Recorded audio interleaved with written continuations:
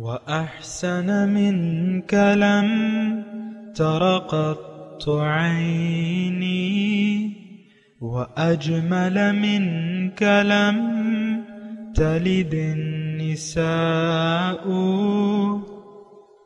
خلقت مبرأ من كل عيب خلقت مبرأ من كل عيب كأنك قد خلقت كما تشاء.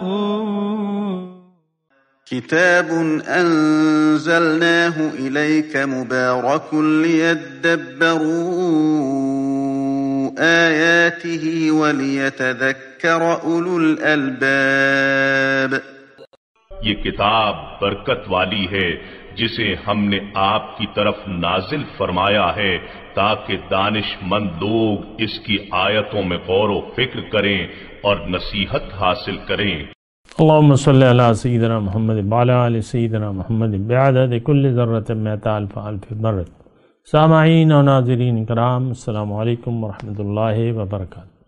سامعین کرام، سورہ رعد آیت نمبر 15.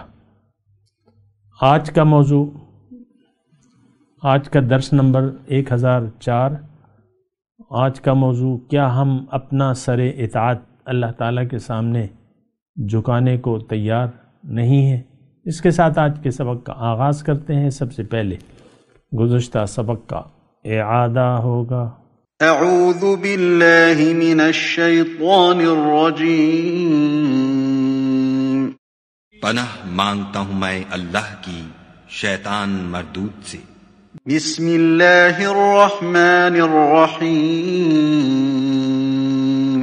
شروع اللہ کے نام سے جو بڑا مہربان نہایت رحم والا ہے. لہ دعوت الحق والذین يدعون من دونه لا يستجيبون لهم بشيء إلا كباسط كفيه إلى الماء ليبلغ فاه وما هو ببالغه وما دعاء الكافرين إلا في ضلال. سود مند پکارنا تو اسی کا ہے، اور جن کو یہ لوگ اس کے سوا پکارتے ہیں وہ ان کی پکار کو کسی طرح قبول نہیں کرتے مگر اس شخص کی طرح جو اپنے دونوں ہاتھ پانی کی طرف پھیلا دے تاکہ دور ہی سے اس کے منہ تک آ پہنچے، حالانکہ وہ اس تک کبھی بھی نہیں آ سکتا، اور اسی طرح کافروں کی پکار بیکار ہے. سامعین کرام، سورہ رعد آیت نمبر 15. وَلِلَّهِ يَسْجُدُ مَنْ فِي السَّمَاوَاتِ وَالْأَرْضِ، اور اللہ ہی کے سامنے سجدہ کر رہی ہے ہر چیز، طوعاً و کرہاً، چار و ناچار. وَظِلَالُهُمْ بِالْغُدُوِّ وَالْآصَالِ، اور سب چیزوں کے سائے صبح و شام اسی کے آگے جھکتے ہیں. سامعین کرام، سورہ رعد ہے، مکی صورت ہے، اس کا ہم مطالعہ کر رہے ہیں. اور مکے میں جس طریقے سے وہ معاشرہ جو ہے اللہ تعالیٰ کی وحدانیت، آخرت اور رسالت سے انکاری تھا، اور یہ میں آپ کو اکثر بتاتا رہتا ہوں کہ یہ انکار جیسے ہم آج کر رہے ہیں عملی طور پہ، ان کا قولی تھا، ہمارا عملی طور پہ انکار. اللہ تعالیٰ کی توحید کو ہم نہیں مانتے اور اس پہ ہمارا یقین نہیں ہے. توحید پر نہ رسالت کے پیغام کو ماننے کے لیے تیار ہیں، نہ آخرت کے لیے زندگی گزارنے کے لیے تیار ہیں. ہم دنیا کے لیے دنیا دار لوگ ہیں، دنیا کے لیے زندگی گزار رہے ہیں.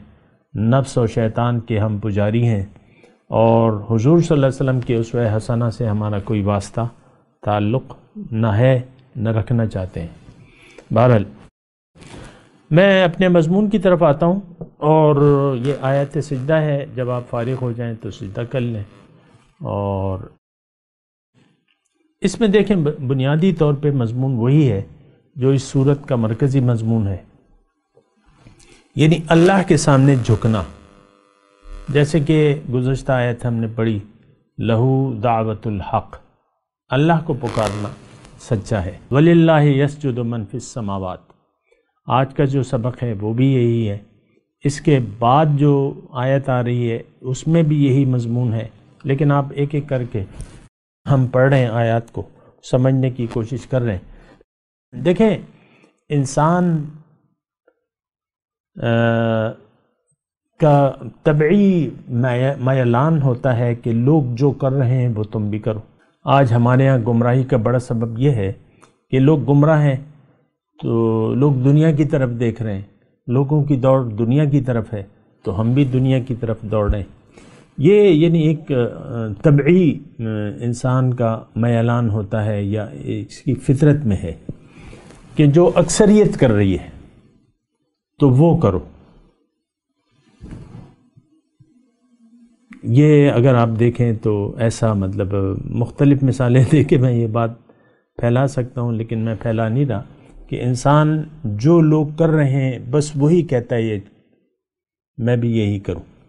عام طور پہ ہم ایسے ہی کرتے ہیں، گمراہی کا ماحول ہے، دنیا دارانہ ماحول ہے، تو اگر کسی کے پاس حق کی دعوت پہنچ بھی جاتی ہے عام طور پہ تو وہ اس کو کچھ عجیب سی بات سمجھتا ہے۔ دعوت حق کو آج کی میں بات کر رہا ہوں، عجیب سمجھتا ہے۔ وہ میرے ساتھ خود ایسا ہوتا ہے کہ میں مطلب مثال کے طور پہ ایک گروپ ہے اور اس کو میں باتیں کر رہا ہوں، یہ کر رہا ہوں، وہ کر رہا ہوں ذاتی نجی طور پہ، تو پھر ان میں سے کچھ عرصے بعد جب میں اپنی بات کی وضاحت کر لیتا ہوں تو ایک آدھ اس میں ایسا ہوتا ہے یا وہ جو کہہ اٹھتا ہے کہ بھئی یہ اور لوگ جو کر رہے ہیں یہ غلط ہے، تم جو بات کر رہے ہو وہ تو الگ بات ہے، یہ اور لوگ جو کر رہے ہیں۔ اب یہ ہے اس کے بعد مطلب وہ اپنا رویہ بدل لیتا ہے اور وہ اکثریت کے بہاؤ میں چلا جاتا ہے۔ اکثر مجھ سے بعض اوقات ایسے لوگ پوچھتے ہیں کہ بھئی تم جو بات کر رہے ہو کیا یہ سب لوگ باقی غلط ہیں؟ تو پھر اس بنا پر وہ اکثریت کا ساتھ دیتا ہے۔ تو انسان مطلب یہ ہے کہ وہ ظاہر کے بہاؤ میں اپنے آپ کو بہنے دیتا ہے عام طور پہ۔ آپ دیکھ لیں یہ فیشن جو ہے آج کل کا، یعنی جو فیشن ہے، یہ آج کل جو انڈسٹری ہے کپڑوں کی، ریڈی میڈ کپڑے ہیں، بوتیکس ہیں، بڑے بڑے سٹور ہیں، یہ فیشن بناتے ہیں اور پھر وہ ان کر دیتے ہیں اور پھر لوگ پاگل بن کر وہ فیشن کو اپنا لیتے ہیں۔ فیشن کیا ہے کہ جو سب کر رہے ہیں آج کل یہ ان ہے۔ یہ ایک آدھ جملہ مجھے یاد رہ جاتا ہے عبرت کے لیے نا، ان ہے، خواتین آپس میں بات کر رہی ہیں کہ بھئی یہ ان ہے یہ۔ تو یہ انسان کی فطرت ہے۔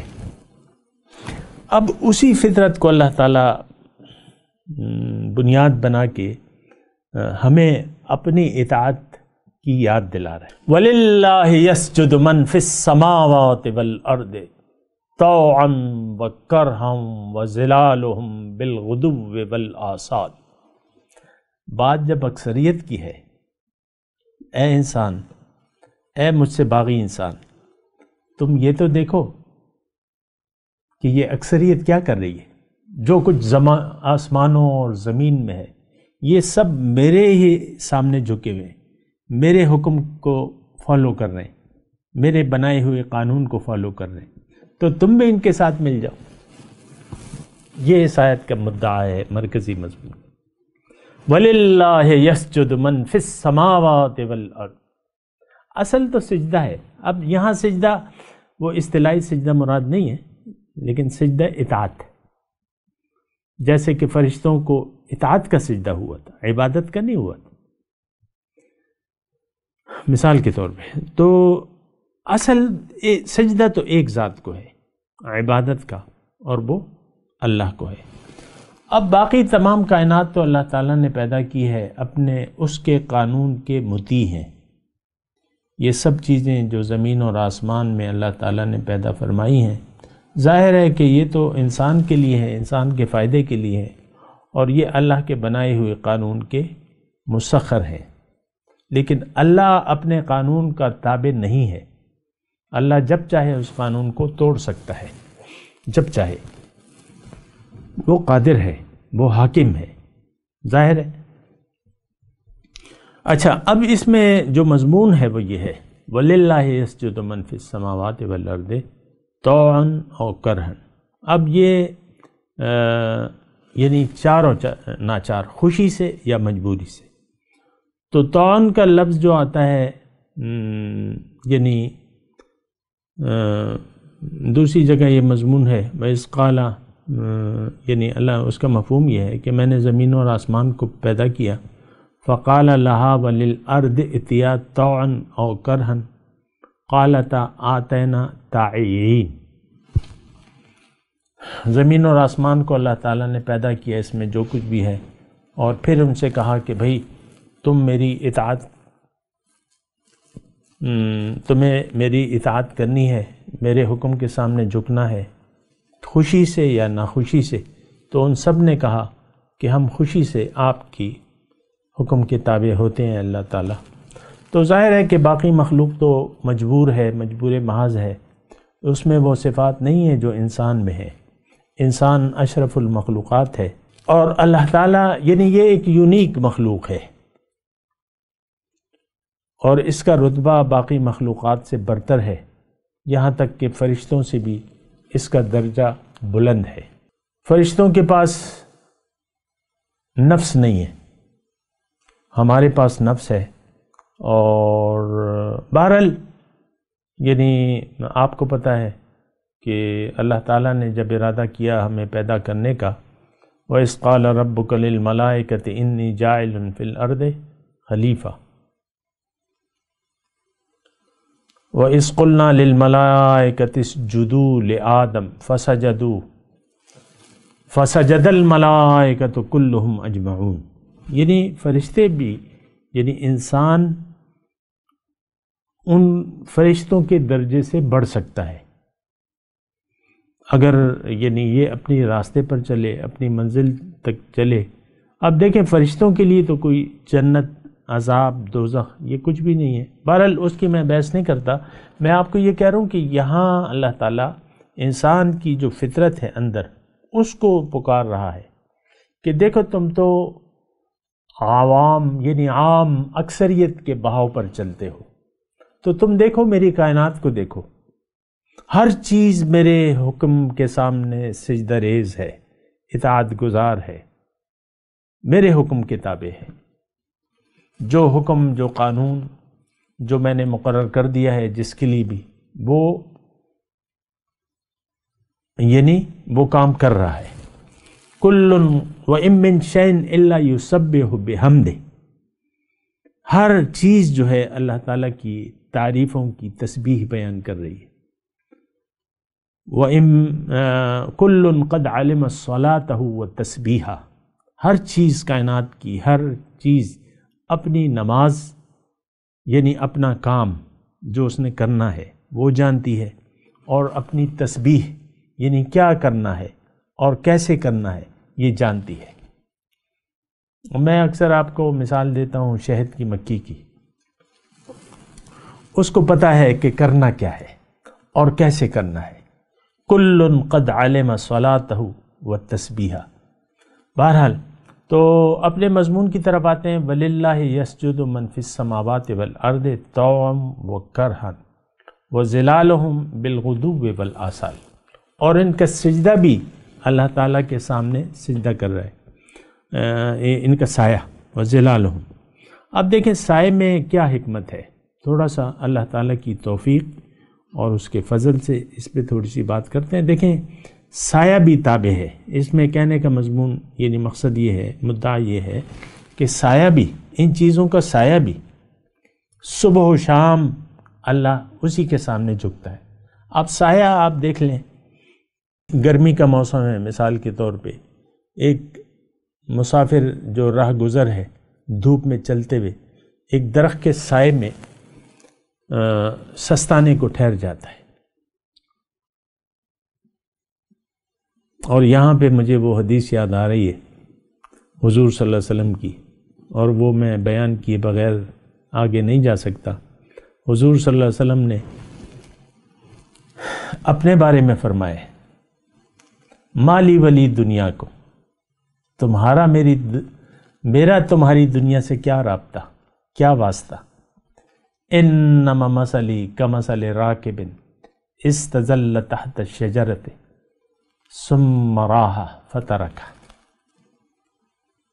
میری مثال تو ایک ایسے مسافر کی سی ہے جو راہ چلتے ایک درخت کے سائے میں تھوڑی دیر سستانے کے لیے بیٹھ جاتا ہے اور تھوڑی دیر بعد واپس چلا جاتا ہے۔ تو یہ دنیا کی مثال جو ہے اسی طرح ہے سامنے کا۔ تھوڑا سا میں اس پہ بیان کرتا ہوں۔ دیکھیں، دنیا میں ہمارا عارضی قیام ہے، وَلَكُمْ فِي الْأَرْضِ مُسْتَقَرٌّ وَمَتَاعٌ إِلَىٰ حِینٍ، تمہارا زمین پر ٹھہرنا جو ہے، فائدہ اٹھانا تھوڑی دیر کے لیے ہے، إِلَىٰ حِین۔ یہ تو ہم آ کے دھوکے کا شکار ہو جاتے ہیں، دنیا ہی کو اپنا اوڑھنا بچھونا بنا لیتے ہیں، اور دنیا ہی کو حقیقت سمجھ کے ہم دنیا کے رہ کے ہو جاتے ہیں۔ آج ہم مسلمانوں کی یہی کیفیت ہے، جس کو سجدہ کرنا ہے اس کو ہم بلا دیتے ہیں، جس کے سامنے جھکنا ہے اس کے سامنے نہیں جھکتے۔ اس وقت ہم سب من حیث القوم یا من حیث الامت جو ہے، دنیا کے سامنے، ظاہر کے سامنے، ظاہری مفادات کے سامنے جھکے ہوئے ہیں۔ آپ دیکھ لیں، خود اپنے آپ کا اندازہ لیں، اور کہ بس آپ محدود ہیں ظاہری مفادات کے۔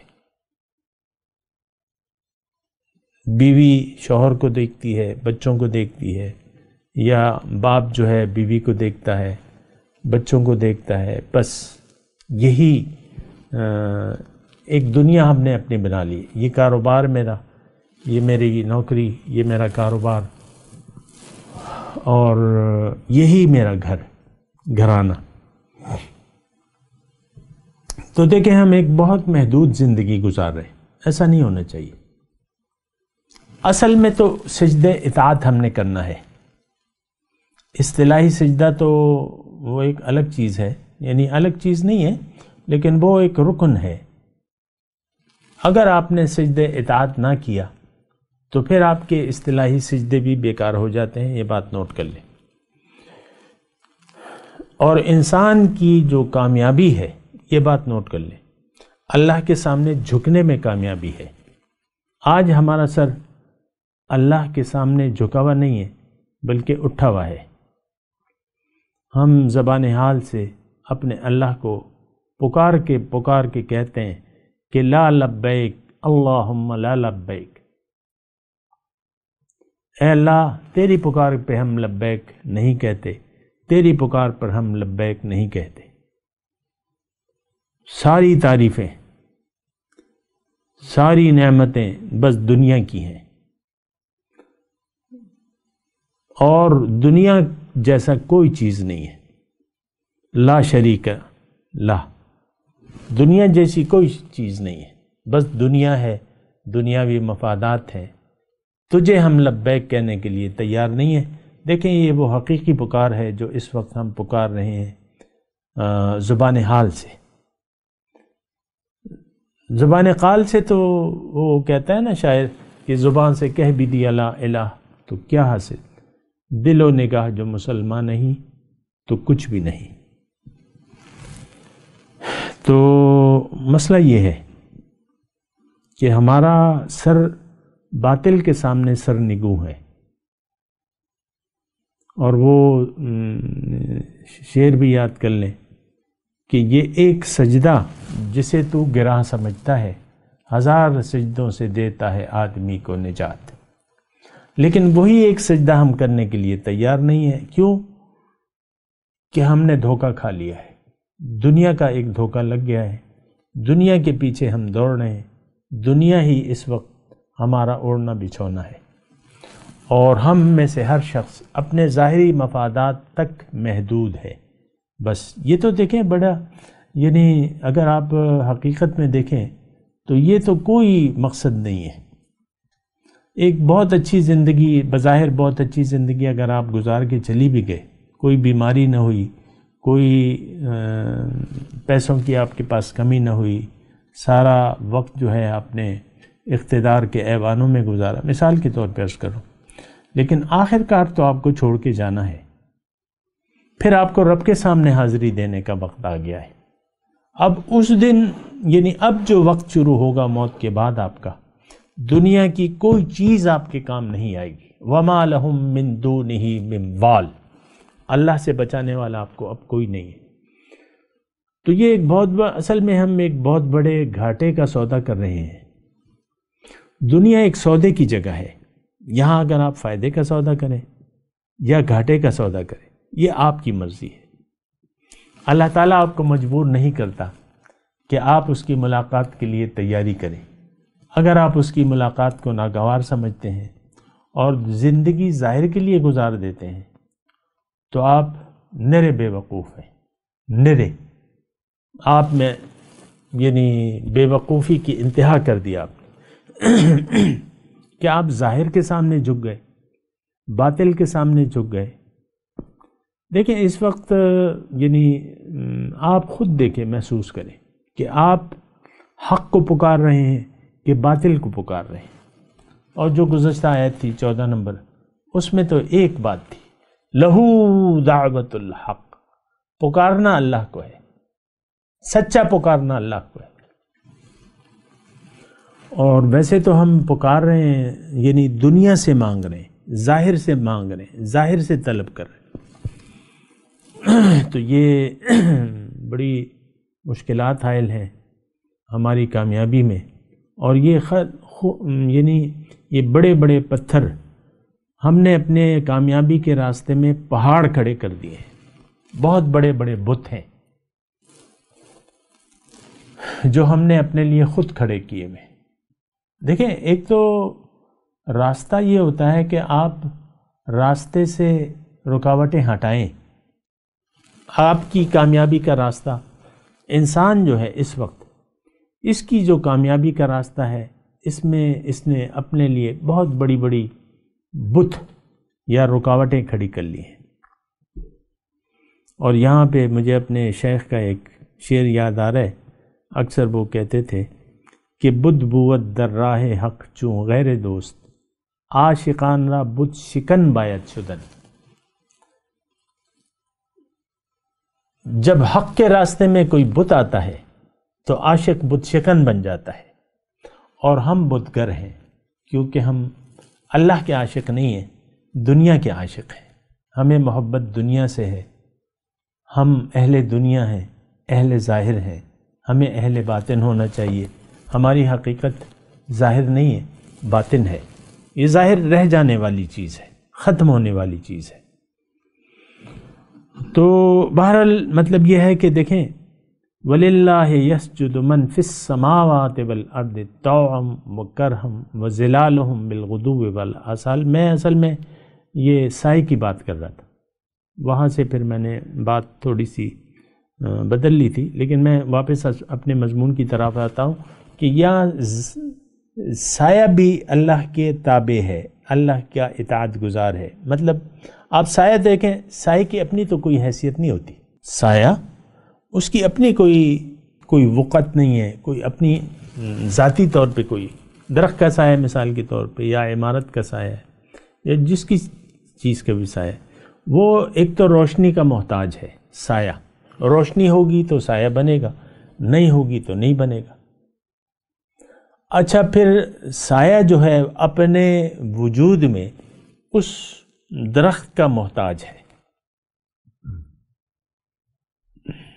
تھوڑا سا آپ آخری باتیں ہیں میں کہہ رہا ہوں، سایہ اپنے وجود میں، درخت کا سایہ اپنے وجود میں، اس طرح پھر ہر چیز کا سایہ لگا لیں، یعنی سایہ جھکا ہوا ہے، سایہ اطاعت گزار ہے، سایہ مطیع ہے، بظاہر اپنے درخت کا سایہ درخت کے ساتھ لازم و ملزوم ہے، لیکن درخت کا جو سایہ بنتا ہے وہ سورج کی روشنی سے، مثال کے طور پہ سورج کی روشنی پڑتی ہے تو سایہ بن جاتا ہے، سایہ، درخت اور سورج۔ سورج اپنے وجود میں اللہ کا محتاج ہے۔ تو اصل میں تو تمام چیزیں اس کے سامنے جھکی ہوئی ہیں۔ پھر درجات ہیں، آہستہ آہستہ آہستہ سورج، درخت اور پھر اس کا سایہ، یہ سب اللہ تعالیٰ کے اطاعت گزار ہیں۔ ایک مثال اللہ تعالیٰ نے ہمیں دی ہے۔ تو جب اللہ کے سامنے سب چیزیں جھکی ہوئی ہیں تو ہمیں دیکھیں، وہ میں نے آپ کو ایک شعر بھی پڑھ کے سنایا تھا، وہ دوبارہ میں سنا دیتا ہوں کہ ایک سجدہ جسے تو گراں سمجھتا ہے، 1000 سجدوں سے دیتا ہے آدمی کو نجات، محض ایک سجدہ درکار ہے، جو کہ آیت نمبر 14 میں تھا کہ لہو دعوت الحق، اللہ کو پکارنا سچا ہے۔ آپ اللہ کو نہیں پکار رہے تو اس کا مطلب آپ غیر اللہ کو پکار سکتے ہیں۔ بیک وقت آپ دو چیزوں کو نہیں پکار سکتے، بیک وقت دو چیزوں کے مطیع نہیں ہو سکتے۔ دنیا میں آپ کا ایک مدعا ہوتا ہے، اور اس وقت ہمارا مدعا تو ظاہر ہے، دنیا ہے، جو کہ غلط ہے، لیکن اللہ تعالیٰ ہمیں یہ کہہ رہا ہے کہ دیکھو ساری چیزیں، اے انسان، ساری چیزیں میرے سامنے جھکی ہوئی ہیں، اور اس میں اس کی کامیابی ہے، اسی لیے یہ نظام چل رہا ہے۔ تم بھی میرے حکم کے تابع ہو جاؤ تو تم اپنی معراج کو پہنچ جاؤ گے، تم میرے خلیفہ بن جاؤ گے۔ اگر تم نے اپنا سر اطاعت میرے سامنے جھکا دیا تو تم میرے خلیفہ ہو پھر، اور تم کامیاب ہو۔ فَلَهُمْ أَجْرٌ غَيْرُ مَمْنُونٍ، ان کے لیے اجر ہے نہ ختم ہونے والا۔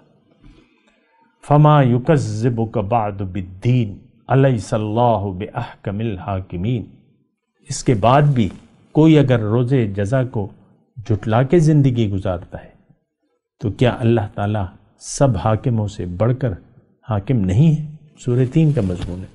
میں تلاوت کرتا ہوں، میرے ساتھ دہرائیے۔ اعوذ باللہ من الشیطان الرجیم، بسم اللہ الرحمن الرحیم۔ وَلِلَّهِ يَسْجُدُ مَن فِي السَّمَاوَاتِ وَالْأَرْضِ طَوْعًا وَكَرْهًا وَظِلَالُهُم بِالْغُدُوِّ وَالْآصَالِ۔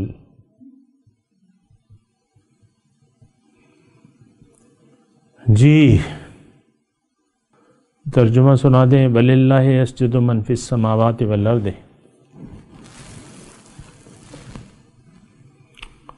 اور اللہ ہی کے سامنے جھکے ہوئے ہیں جو کچھ آسمانوں اور زمین میں ہے، طوعاً او کرہن، چار و ناچار، وظلالہم بالغدو والآصال، اور سب چیزوں کے سائے صبح و شام اسی کے سامنے جھکتے ہیں۔